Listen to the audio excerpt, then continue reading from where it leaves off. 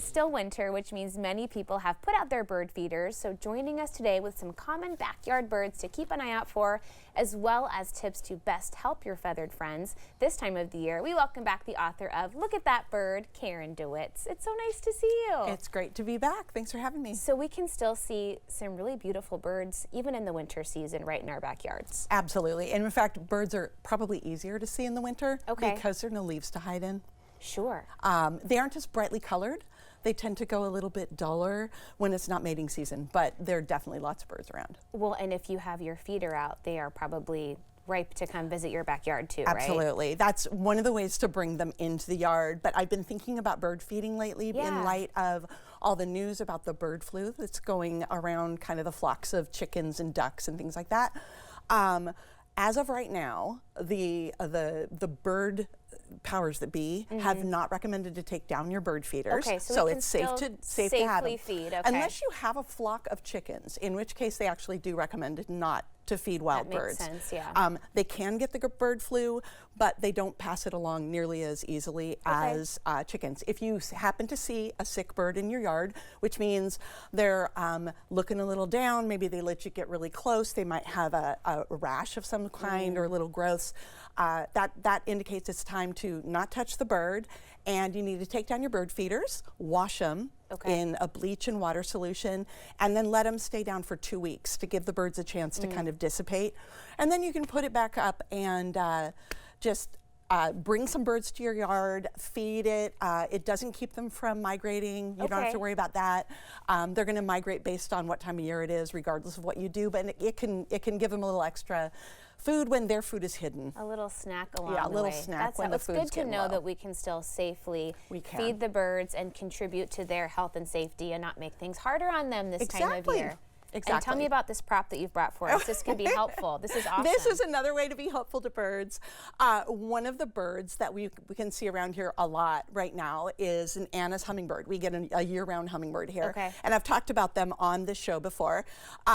They are already nesting. Oh, wow. And this is a male Anna's hummingbird. Oh, beautiful. With his beautiful flashing gorget. That's his head and his throat feathers that are iridescent. And they can look anything from kind of a black or dark maroon to this bright shining pink, and they are building nests right now. One of the things you can do to help them out is to put out nesting materials to help them line and keep it cozy. One of the ways I do that, I thrifted this whisk at the thrift store yesterday. You can also get them at the dollar store.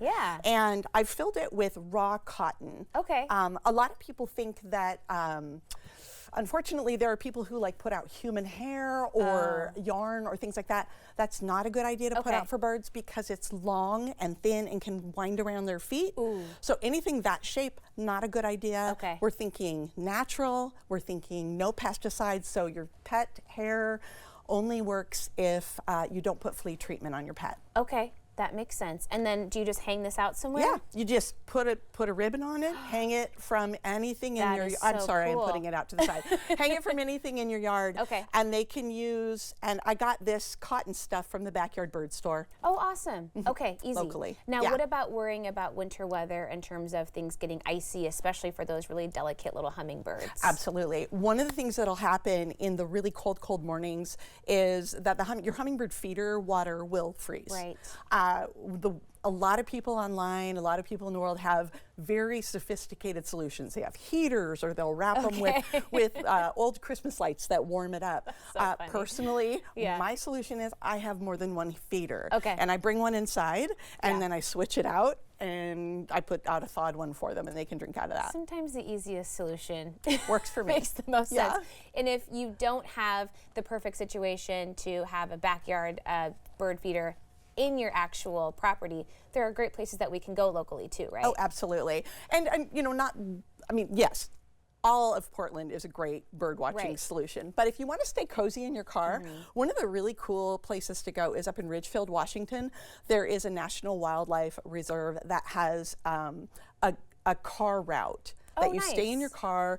It's off the main streets, and you're supposed to stay in, use your car as a bird blind, and drive around quietly, and you can see raptors and a lot of the birds that maybe you don't want to get super close to, the ducks and the waterfowl and that kind of thing.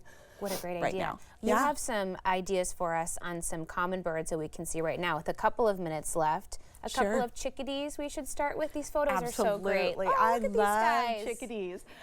Okay, so this is a black-capped chickadee. Old fans of the B-52s will know. The black-capped chickadees are great. And they're kind of named after the way their call sounds. Okay. So when they call out, they say chickadee-dee-dee-dee-dee, chickadee-dee-dee. That's so fun. And the more dee-dee-dees that are in that call, that's actually an alert call that says there's something bad around. Oh. You're the bad. It's okay. And the more DDDs, the more worried they are. Okay. This is the black cap. The second one, this one here is called a chestnutback chickadee, and it has kind of reddish brown on its back. And that's really, and they're both just little teeny tiny cute little puffballs of birds. So fun. And they're really fun to see on days like today when you get a little bit of snow. Yeah. You'd think they'd be super too cold, but they have a down jacket. Sure. They poof it out, and to keep their little legs warm, they pull one leg up at a time inside their little down jacket and warms it all up. And so you don't see a lot of, you may think you see a one-legged bird, and you don't. It's just hiding. That makes a lot of sense. Those genius birds. Okay, They are what about genius. a junco? Is that how you say it? A junco. Okay. This is a dark-eyed junco. It's probably the most common bird in the United States. It looks like it has a black hoodie on, okay? And its black eyes blend in really well with its black hoodie. When it flies away, you can identify it actually more easily even than this guy on the ground, which is the next picture. And its tail fans out and kind of looks like an awning on a circus tent. Yeah. So it goes white, black, white. And when you see that little flash of white, black, white, even if you didn't get a good chance to see the bird, you'll know, oh, that was a junco, because it has a junco tail. I love that. Okay, what about, how do you say this one, a towhee or a towhee? A towhee. Towhee. This is the bird my husband most commonly thinks is a junco, because he also is wearing a hoodie. They have the same fashion sense. They have the same fashion sense. This guy's having a snack, as you can see.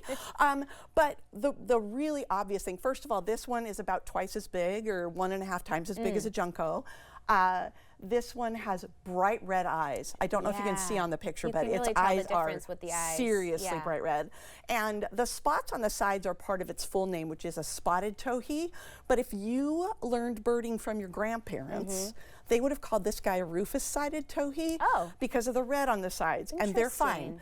Bird people just spend their time trying to make it hard, and they change the names. It's what more exciting that way. It is.